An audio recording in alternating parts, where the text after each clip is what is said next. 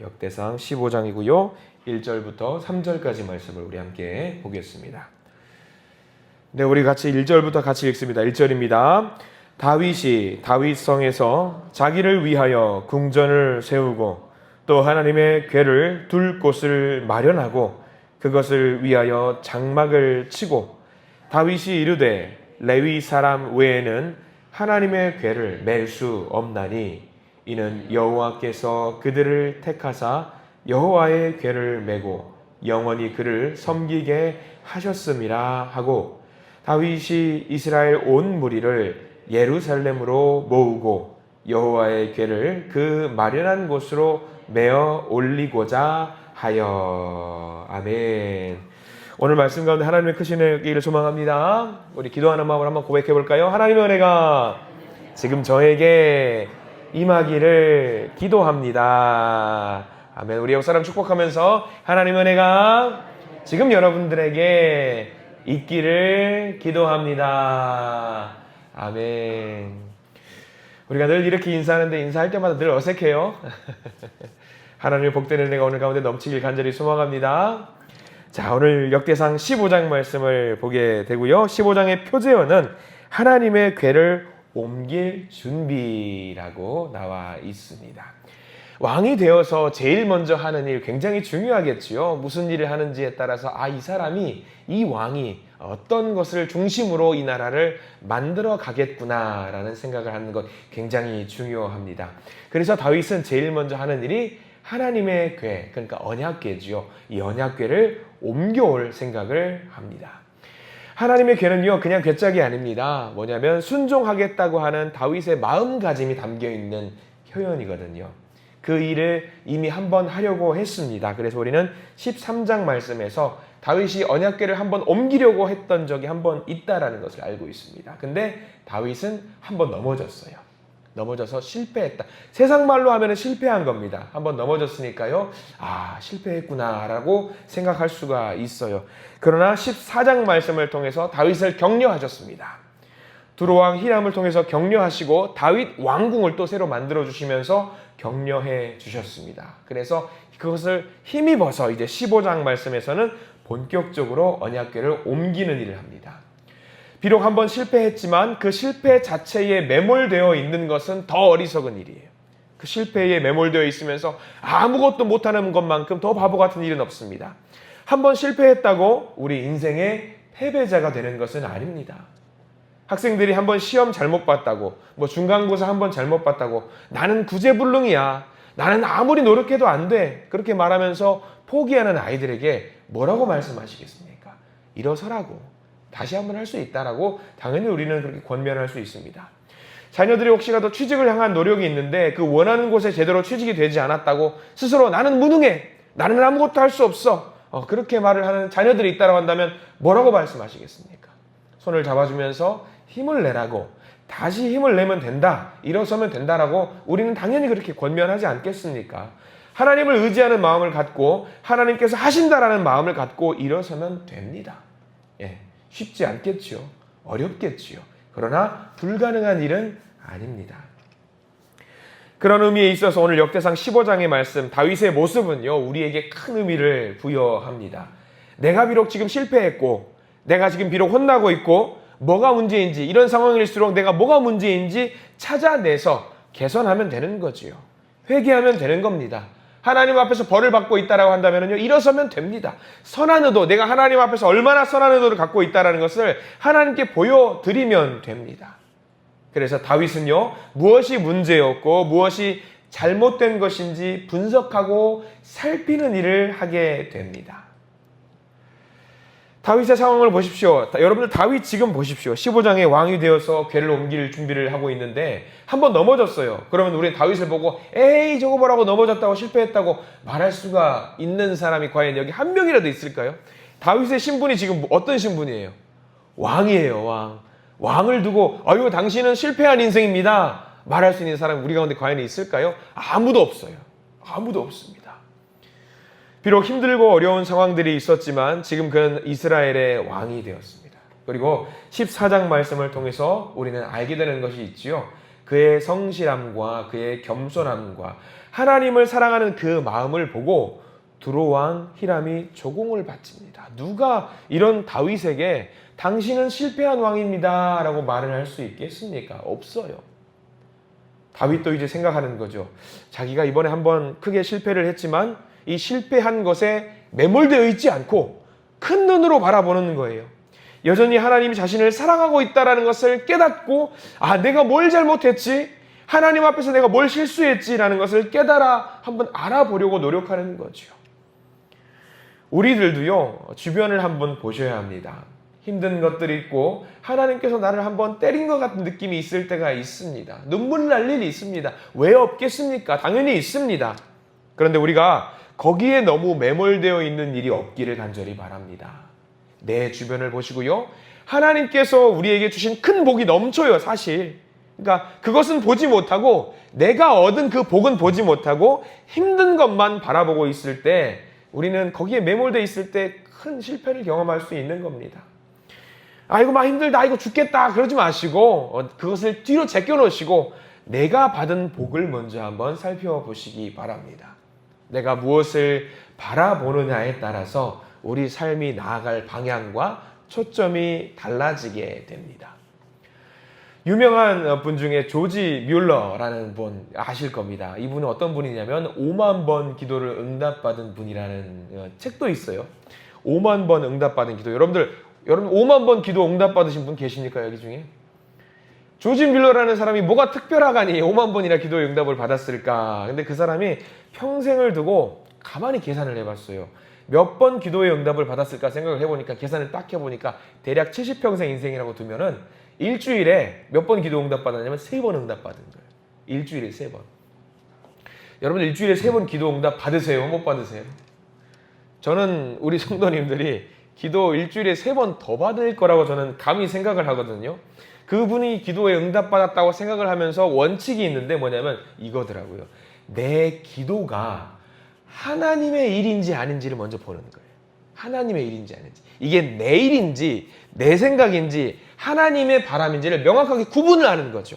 내 일을 기도하면서 응답 안 해주셨나 하는 게 아니라 이게 하나님의 일이라고 생각하니까 일주일에 3번이 아니라 그 이상도 하나님은 그 기도에 응답해 주시는 분이라는 사실입니다. 여러분 한번 주변을 둘러보세요. 내 상황을 보시고 한번 생각해 보시면 알게 됩니다. 하나님께서 일주일에 3번밖에 기도 응답 안 하셨을까요? 저는 감히 그 이상도 여러분 응답받는 기도의 제목들이 많이 있을 거라고 생각해요. 근데 내 관점으로 하나님 안 이루어주셨네, 안 들어주셨나라고 생각하는 순간 5만 번이 아니라 평생을 두고 단 한 번의 기도도 응답받지 못하는 경우도 생깁니다. 근데 그것을 관점을 하나님의 일이라고 생각해 보십시오. 그러면 저는 감히 단언컨대 우리 모든 성도님들이 저와 여러분들이 5만 번도 더 넘게 기도의 응답을 받는 분이라는 사실을 믿어 의심치 않습니다. 그렇게 응답받으시기 바랍니다. 하나님의 관점을 보시기 바랍니다. 하나님의 관점을. 다윗이 그랬습니다. 기도의 초점이 어디인지 바라보는 거예요. 이게 나의 일이었는지 아니면 이게 하나님의 일이었는지를 바라보는 순간 이게 달라지는 거예요. 자신은 13장을 통해서 딱 한 번 실패했을 뿐이에요. 딱 한 번 넘어졌을 뿐이에요. 이미 다윗을 통해서 자기가 했던 모든 기도의 제목들이 다 이루어지고 있다는 것을 깨달았어요. 야, 하나님 이것도 이루어주셨네? 야, 하나님 보니까 이것도 이루어주셨네? 이것도 이루어주셨는데 다 이루어졌는데 그 가운데 한 번 자기가 넘어진 거였죠. 넘어진 거예요. 수만 가지 성공을 얻었다라는 것을 다윗은 깨달았습니다. 자, 우리 2절 말씀을 한번 보셔야 됩니다. 15장 2절 말씀을 같이 한번 읽어볼까요? 15장 2절 시작. 다윗이 이르되 레위 사람 외에는 하나님의 궤를 맬 수 없나니 이는 여호와께서 그들을 택하사 여호와의 궤를 메고 영원히 그를 섬기게 하셨음이라 하고. 자, 그래서 이 2절 말씀을 통해서 깨달아 알게 되는 거죠. 2절 말씀을 통해서 이제 어떻게 해야 되는지. 율법으로 돌아가야 되는구나. 하나님의 말씀대로 해야 되는구나. 하나님이 주신 그 방법대로 살아야 되는구나 라는 것을 깨달아 알게 되는 거죠. 그래서 보니까 언약궤를 옮길 때는 반드시 어떻게 옮겨야 돼요? 수레에 옮겨야 되는 것이 아니라 사람이 짊어져서 메고 가야 된다는 것을 알게 되는 거죠. 이거구나. 내가 실수했구나. 여기 잘못한 게 있구나를 깨달아 알게 되는 거죠.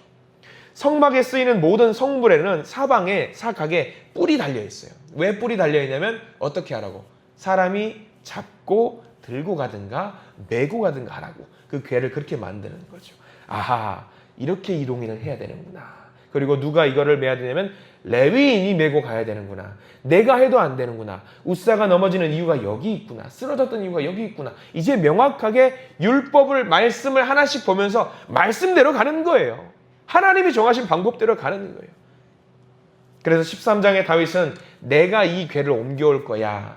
나도 할 수 있어. 나는 왕이니까, 능력 있으니까 할 수 있어 해서 넘어졌다라고 한다면 15장에서는 이제 무엇으로 다 바뀌냐면 하나님 중심으로 이 모든 것을 바꾸어 버립니다.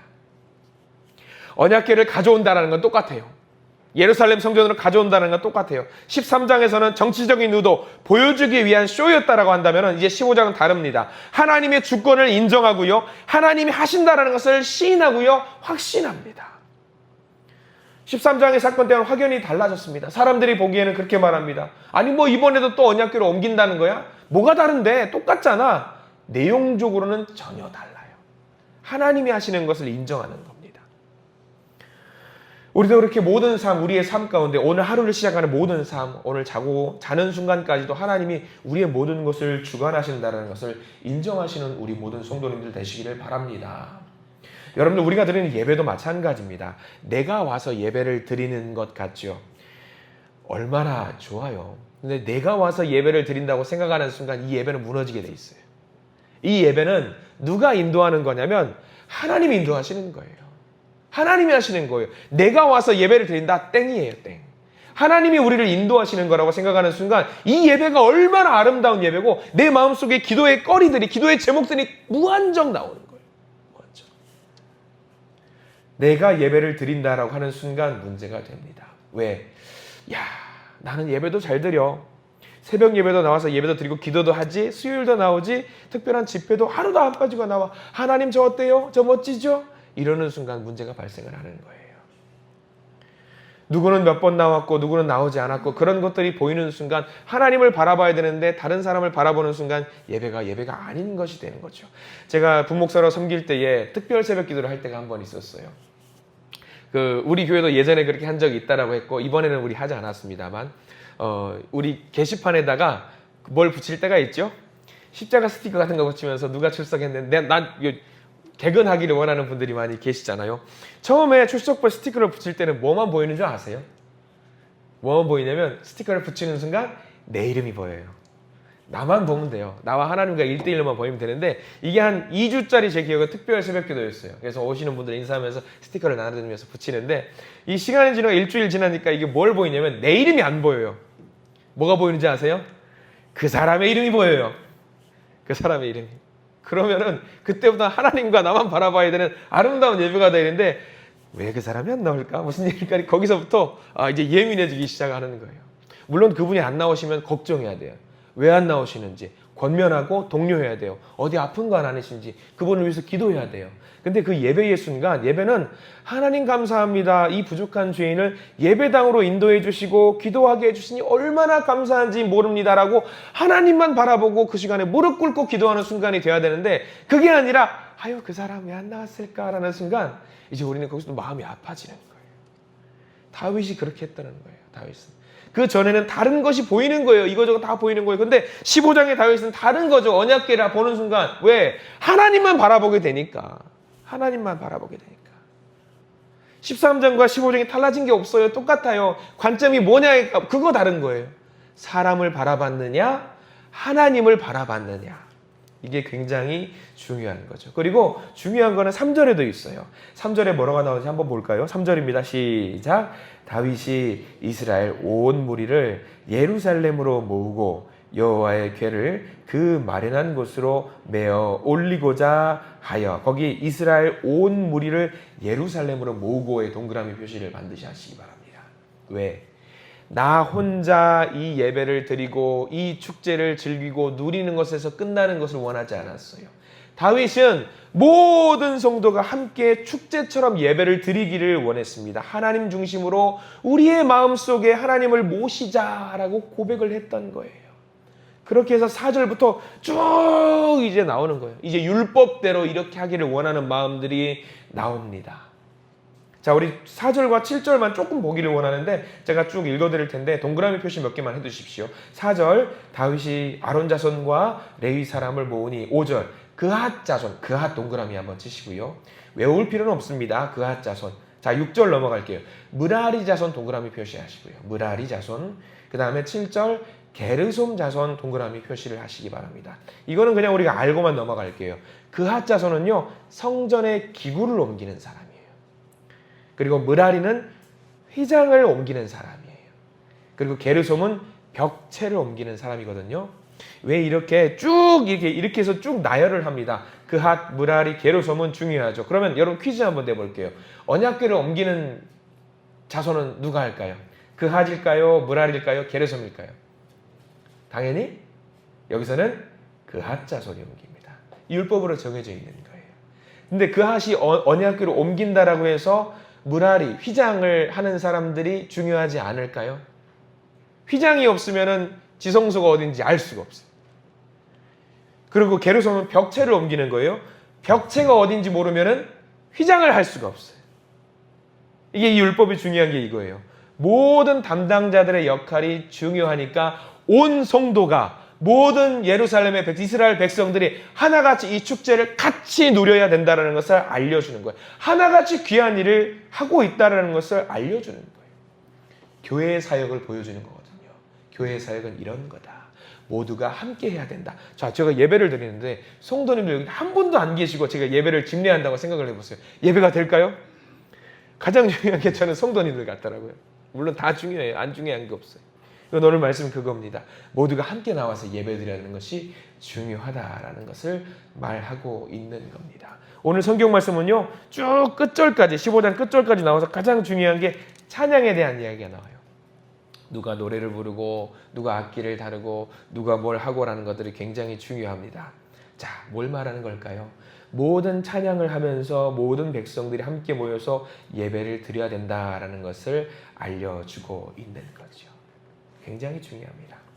자, 오직 마지막으로 말씀 한 절만 더 보고 마무리할게요. 우리 26절 말씀을 봐야 되는데 굉장히 중요한 말씀이 있습니다. 15장 26절은 전체를 밑줄을 그어두시기 바랍니다. 15장 26절 같이 한번 읽어볼게요. 시작. 하나님이 여호와의 언약궤를 맨 레위 사람을 도우셨으므로 무리가 수송아지 7마리와 순양 7마리로 제사를 드렸더라. 어디가 제일 중요할까요? 여기는요. 하나님이 여호와의 언약궤를 맨 레위 사람들을 도우셨으므로. 끝까지 다윗은 고백하고 있는 게 뭐냐면요. 예배는 자기들이 드린 게 아니에요. 누가 도와서 이게 가능한 거냐면 여호와 하나님께서 도우셨기 때문에 이 언약궤를 옮기는 작업과 예배의 모든 과정이 수월하게 진행이 됐다는 것을 말하고 있습니다. 하나님이 허락하셨기 때문에 이 일이 가능했다라는 것을 우리가 잘 기억했으면 좋겠어요. 우리가 예배를 드리는 것도 그렇습니다. 아침에 일어나서 하루를 생활하는 것도 마찬가지입니다. 이 모든 것들 누가 하는 거냐면요. 하나님이 돕지 않으시면은요. 단 하나도 이루어지지 못한다라는 것을 우리가 고백하고 하루를 살아내실 수 있는 우리 모든 성도님들 되시길 간절히 부탁을 드립니다. 하나님이 하셔야 돼요. 그래서 우리는 기도해야 됩니다. 하나님, 오늘 하루를 사는 것도 하나님이 도우셔서 가능한 것입니다.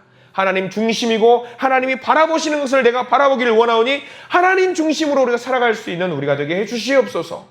그렇게 기도하셔서 오늘 이스라엘 백성들이 누렸던 그 모든 복을, 그 많은 복을, 또 우리가 오늘 하루 살아갈 때에 우리에게 주시려고 하는 그 복을 마음껏 누리실 수 있는 저와 여러분 되시기를 간절히 소망합니다. 기도하겠습니다. 주님, 우리는 실패했을 때에 이제 안 되는구나 실망하고 마음을 접을 때가 많습니다. 그러나 실제로는 내가 잘못된 것이 아니고 그 일을 통해서 우리를 깨닫게 하시려는 하나님의 뜻이 있음을 우리가 알게 됩니다. 우리들 실패했을 때 이게 왜 실패했고 이것을 이 일로 인해서 깨닫고 다시 생각하고 고민하고 다시 하나님의 말씀대로 살아낼 수 있는 우리 하나님의 자녀들이 될 수 있도록 저희들을 인도해 주시옵소서. 주님께서는 우리에게 다시 하나님을 높이게 하시고 하나님을 찬양하게 하시고 감격하게 하십니다. 우리를 도우시는 우리의 아버지이신 줄 믿습니다. 오늘 우리들 말씀을 받으면서 하나님의 언약궤를 메어오는 기쁨의 예배로 우리의 삶을 드리고자 하오니 오늘 우리의 삶이 기쁨과 감사가 넘치게 하시고 내 생각대로 사는 것이 아니라 하나님의 말씀대로 하나님이 주시는 그 약속대로 우리의 삶을 주님께 온전히 드릴 수 있도록 인도해 주시옵소서. 또 그 예배를 친히 받아주시고 하나님 마음으로 하나님으로 인해서 완성되는 우리의 인생, 하나님으로 말미암아 꽃피는 우리의 인생이 될 수 있도록 도와주시옵소서. 예수 그리스도 이름으로 간절히 기도드립니다.